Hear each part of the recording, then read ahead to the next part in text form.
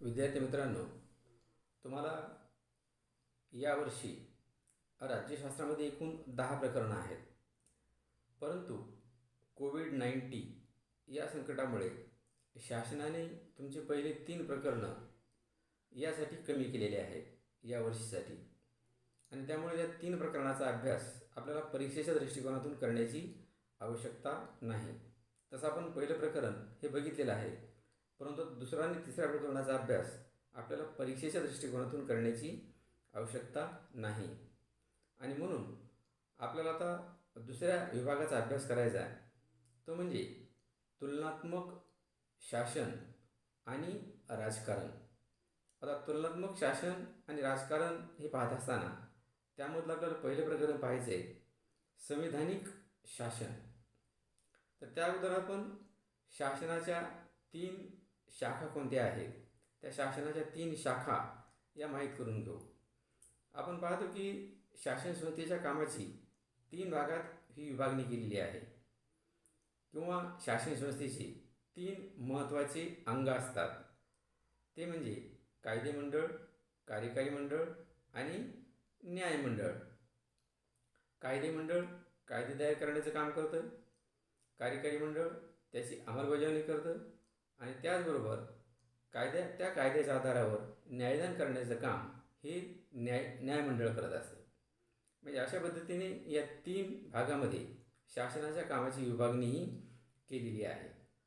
आणि म्हणून आपल्या देशाचं जे कायदेमंडळ आहे, त्या आपल्या देशाच्या कायदेमंडळाला संसद असं म्हणतात. आणि त्या संसदेची 2 सभागृह आहेत.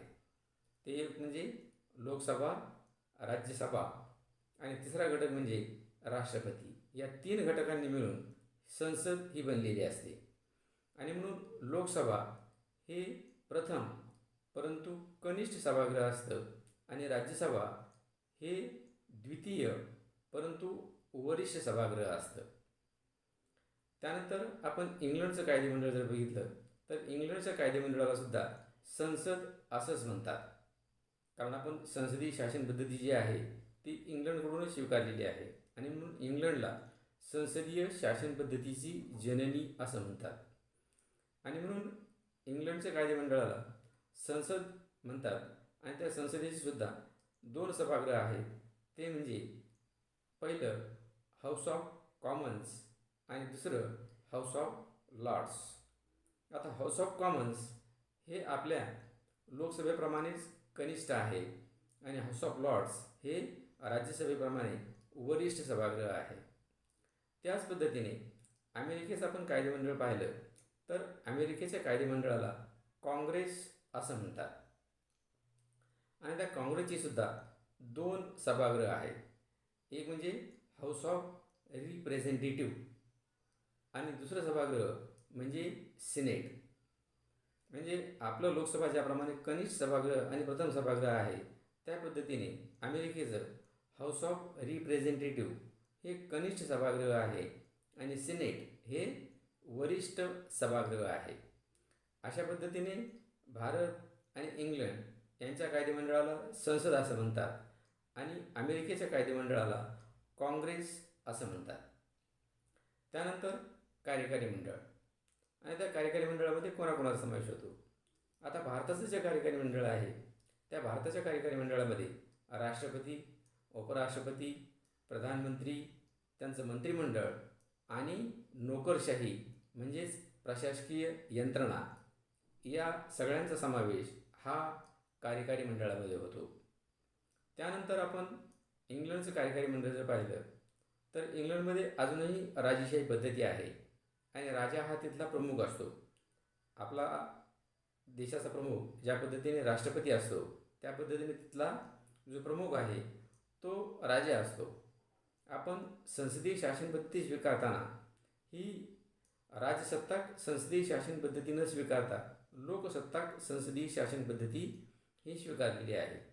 आणि म्हणून आपल्याकडे आपल्या देशाच्या प्रमुखाची निवड म्हणजे राष्ट्रपतीची निवड ही अप्रत्यक्षरित्या ही जनतेद्वारे होते.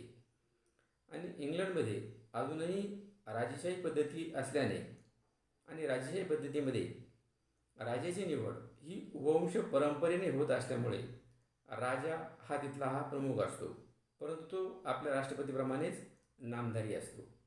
आणि म्हणून इंग्लंडच्या कार्यकारी मंडळामध्ये राजा, प्रधानमंत्री, त्याचं मंत्रिमंडळ आणि नोकरशाही म्हणजेच प्रशासकीय यंत्रणा या सर्वांचा समावेश हा इंग्लंडच्या कार्यकारी मंडळामध्ये होतो. आपण अमेरिकेचं कार्यकारी मंडळ जर बघितलं तर अमेरिकेमध्ये अध्यक्षीय लोकशाही आहे आणि त्यामुळे अमेरिकेचा अध्यक्ष आणि सचिव आणि त्याचबरोबर तिथली नोकरशाही म्हणजेच प्रशासकीय यंत्रणा या सर्वांचा समावेश हा अमेरिकेच्या कार्यकारी मंडळामध्ये होतो. त्यानंतर पाहू आपण तिसरा विभाग, तो म्हणजे न्यायमंडळ. आता भारतातील न्यायमंडळ हे कशा प्रकारचं आहे, त्याची रचना कशी केलेली आहे, ती म्हणजे सर्वोच्च न्यायालय, उच्च न्यायालय, जिल्हा न्यायालय, तालुका न्यायालय आणि इतर कनिष्ठ न्यायालय किंवा दुय्यम न्यायालय आपण त्याला असं म्हणतो. त्यानंतर इंग्लंडची न्यायमंडळ आपण पाहिलं तर इंग्लंडच्या न्यायमंडळामध्ये सर्वोच्च न्यायालय आणि इतर न्यायालयांचा समावेश होतो. तर अमेरिकेचे जे न्याय विभाग आहे किंवा न्यायमंडळ आहे त्याच्यामध्ये देशाचं सर्वोच्च न्यायालय, घटक राज्याचं सर्वोच्च न्यायालय आणि इतर न्यायालय यांचा समावेश ह्या न्यायमंडळामध्ये होतो. अशा पद्धतीने शासन संस्थेच्या 3 शाखा असतात आणि शासन संस्थेच्या 3 शाखा आपल्या पद्धतीने म्हणजे घटनेच्या चौकटीमध्ये राहून त्यांना राज्यकारभार हा करावा लागतो आणि म्हणून त्याला संविधानिक शासन असं म्हणतात. त्या घटनेच्या चौकटीच्या बाहेर जाऊन कोणत्याही विभागाला कार्य करण्याचा अधिकार हा नसतो आणि म्हणून आपल्या चौथ्या प्रकरणाचं नाव आहे ते म्हणजे संविधानिक शासन. आपण या अगोदरच्या प्रकरणामध्ये राज्य, राष्ट्र, स्वातंत्र्य, समता, हक्क या ज्या संकल्पना आहेत या संकल्पनांचा अभ्यास आपण या अगोदरच्या भागामध्ये केलेला आहे आणि आपल्याला दुसऱ्या भागामध्ये म्हणजेच चौथ्या प्रकरणामध्ये आपल्याला संविधानिक शासन या प्रकरणाचा अभ्यास करायचा आहे. आणि म्हणून संविधानिक शासन याचा अर्थ पाहण्याच्या अगोदर आपण संविधान म्हणजे काय याचा अर्थ पाहू. आता संविधान म्हणजे काय? राज्यघटना. आता राज्यघटनेचा आपण सोप्या भाषेमध्ये अर्थ जर बघितला तर राज्यघटना म्हणजे देशाचा राज्यकारभार चालवण्यासाठी तयार केलेला नियमांचा समूह म्हणजेच राज्यघटना होय. आणि म्हणून कोणत्याही देशाला आपला राज्यकारभार जर करायचा असेल तर त्यासाठी काही नियम हे बनवावे लागतात. काही देशांचे नियम हे लिखित स्वरूपात असतात तर काही देशांचे नियम हे अलिखित स्वरूपाचे असतात आणि म्हणून इंग्लंडचे नियम हे अलिखित स्वरूपाचे आहेत म्हणून तिथल्या राज्यघटनेला अलिखित राज्यघटना असे म्हणतात. तर अमेरिका आणि भारताची राज्यघटना आपण जर बघितली तर ती लिखित स्वरूपाची आहे आणि म्हणून तिला लिखित राज्यघटना असं म्हणतात. आणि म्हणून हा जो राज्यकारभार चालवण्यासाठी तयार केलेला नियमांचा समूह असतो तो नियमांचा समूह म्हणजेच राज्यघटना होय. आणि त्या राज्यघटनेच्या चौकटीमध्येच त्या लोकशाही शासन पद्धतीमधल्या शासनाला राज्यकारभार करावा लागत असतो. लोकशाहीची चौकट ओलांडली किंवा घटनाभंग जर केला तर त्या सरकारला सत्तेवर राहण्याचा अधिकार नसतो म्हणजेच त्या सरकारला सत्ता ही सोडावी लागत असते. आणि म्हणून संविधान म्हणजेच राज्यघटना ही सर्वोच्च मानल्या जाते. त्याचबरोबर आपल्या भारताचं उदाहरण आपण जर बघितलं तर आपण एकात्म संघराज्य शासन पद्धती स्वीकारलेली आहे आणि त्या एकात्म संघराज्य शासन पद्धतीमध्ये संपूर्ण देशासाठी एकच राज्यघटना आहे आणि म्हणून संपूर्ण देशाचा राज्यकारभार आणि प्रत्येक घटक राज्याचा राज्यकारभार हा देशाच्या एकाच राज्यघटनेनुसार चालतो. आणि म्हणून केंद्र सरकारबरोबरच राज्य सरकारने सुद्धा देशाच्या राज्यघटनेनुसारच राज्यकारभार केला पाहिजे. देशाच्या राज्यघटनेच्या नियमानुसारच राज्यकारभार केला पाहिजे. त्या नियमाचा त्यांनी भंग जर केला तर केंद्र सरकार असो किंवा राज्य सरकार असो त्यांना सत्तेवर राहण्याचा अधिकार नसतो त्यावेळी त्यांना सत्ताही सोडावी लागते. म्हणजे अशा पद्धतीने संविधान हे लोकशाही शासन पद्धतीमध्ये सर्वश्रेष्ठ मानलं जातं. आणि म्हणून हे जे संविधान आहे या संविधानामध्ये लोकांचे अधिकार आणि हक्क हे स्पष्ट केलेले असतात. त्यामध्ये नियमांचा समूह असतो आणि म्हणून शासनाचा परस्पर संबंध व्यक्त करण्यासाठी हे 3 घटक सांगितलेले आहेत. ते म्हणजे नियमांचा संच, अधिकारांचा संच आणि त्याचबरोबर उद्दिष्टे व मूल्यांचा संच. तर आपण सुरुवातीला पाहू नियमांचा संच. आता नियमांचा संच म्हणजे काय? राज्यघटना. म्हणजेच राज्यघटनेच्या चौकटीमध्ये प्रत्येकाला काम करावं लागतं. आपण पाहिलेले शासनाचे 3 विभाग आहेत. ते म्हणजे कायदे मंडळ, कार्यकारी मंडळ आणि न्यायमंडळ. आणि म्हणून ह्या तिन्ही विभागांना घटनेच्या चौकटीमध्ये राहूनच आपलं काम हे पार पाडावं लागत असतं. घटनेच्या चौकटीच्या बाहेर जाऊन कोणालाही काम करता येत नाही. घटनेचं बंधन पाळणं हे काम करताना त्यांना आवश्यक असतं. आणि म्हणून हे शासनाचे तिन्ही जे विभाग आहेत हे शासनाचे तिन्ही विभाग स्वतंत्र जरी असले तरी काही विभाग हे परस्परावर अवलंबून असतात. उदाहरणार्थ आपल्या भारतामधलं कायदे मंडळ आणि कार्यकारी मंडळ राज्यकारभार करत असताना हे एकमेकावर अवलंबून असतं आणि परस्पर सहकार्याने ते काम करत असतात. परंतु या दोन्ही विभागापैकी न्यायमंडळ हे पूर्णपणे स्वतंत्र असतं. म्हणजे कायदे मंडळाला किंवा कार्यकारी मंडळाला न्यायमंडळाच्या कोणत्याही कामकाजामध्ये हस्तक्षेप हा करता येत नाही.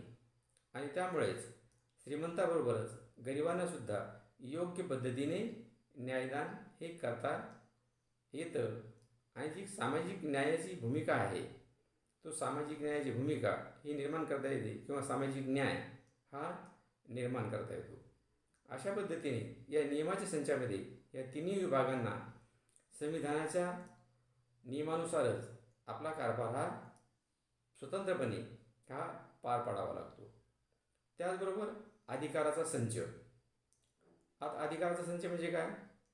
की जे देशाचं संविधान आहे म्हणजेच देशाची जी राज्यघटना आहे त्या देशाच्या राज्यघटनेने लोकांना काही अधिकार दिलेले असतात.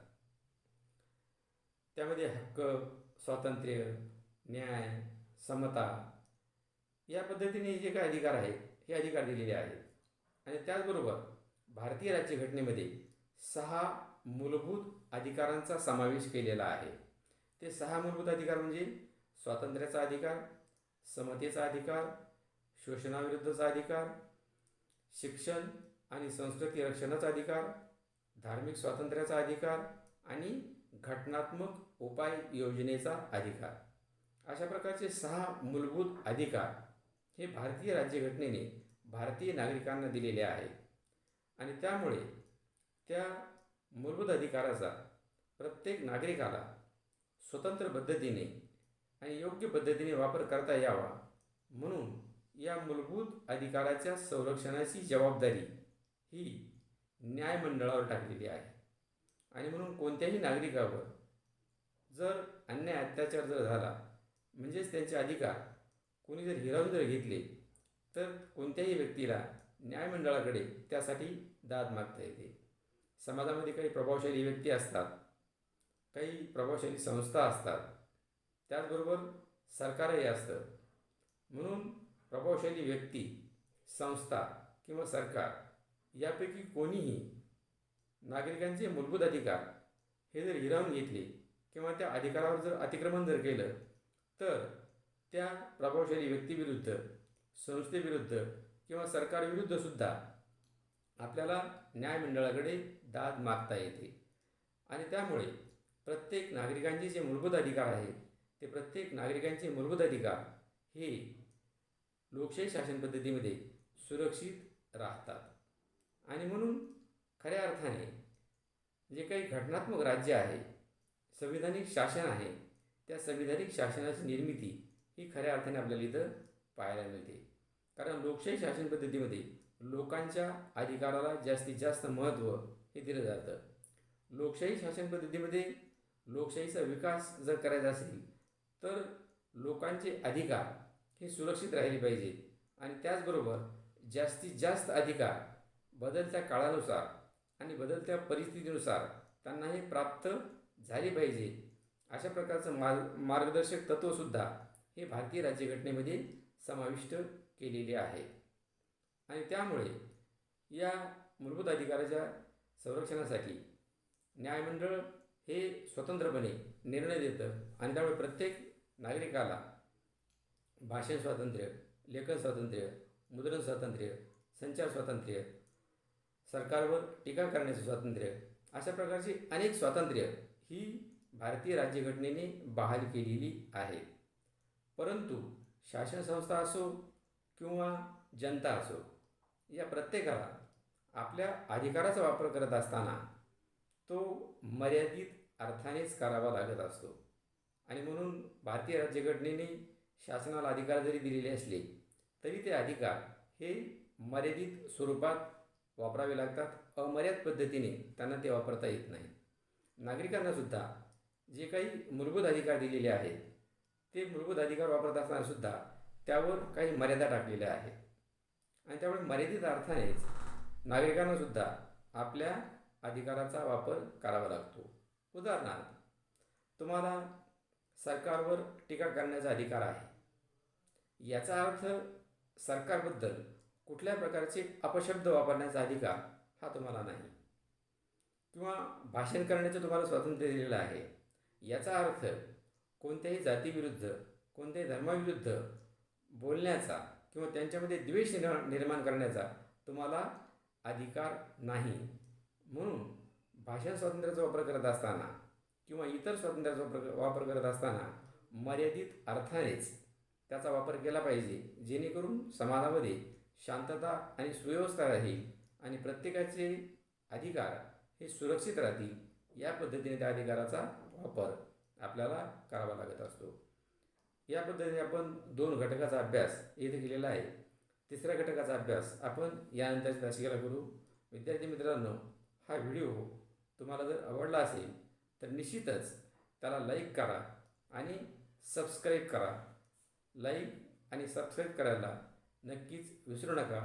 धन्यवाद मित्रांनो. थांबू या ठिकाणी.